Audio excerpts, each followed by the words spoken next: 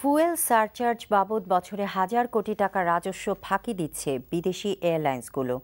এমন মন্তব্য করে বিমানমন্ত্রী জানিয়েছেন আর কোনো ছাড় দেয়া হবে না। আর ট্রাভেল এজেন্সিদের সংগঠন আটাব বলছে কোনো প্রকার কমিশন না দেওয়ার প্রতিবাদে কাল থেকে সিঙ্গাপুর, টার্কিশ এবং মালয়েশিয়ান এয়ারলাইন্সের টিকিট বিক্রি কার্যক্রম বন্ধ রাখবে তারা। চয়ন রহমানের আরেকটি রিপোর্ট। সিভিল এভিয়েশনের হিসেবে দেশের বিমানবন্দরে বিদেশি 22টি এয়ারলাইন্স প্রতিদিন ওঠানামা করছে। আর international air transport association IATA এর হিসেবে যাত্রী ভাড়া ও কার্গো ভাড়া থেকে বছরে এসব এয়ারলাইন্স আয় করছে প্রায় 4.5 কোটি টাকা। অথচ এর বিপরীতে সম্ভাব্য রাজস্ব আদায় থেকে প্রায় 1000 কোটি টাকা রাজস্ব কম পাচ্ছে বাংলাদেশ।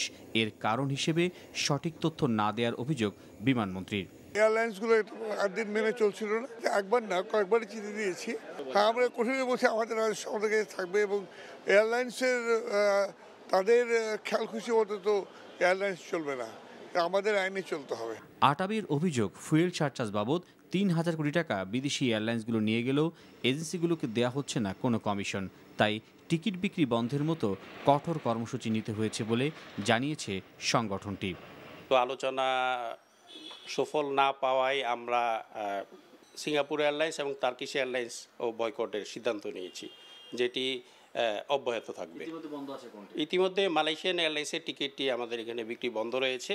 দাবি আদায় না হলে পর্যায়ক্রমে অন্যান্য এয়ারলাইন্সের টিকিট বিক্রি কার্যক্রম বন্ধ রাখার ঘোষণা দিয়েছে আটাব। চয়ন রহমান, NTV নিউজ, ঢাকা।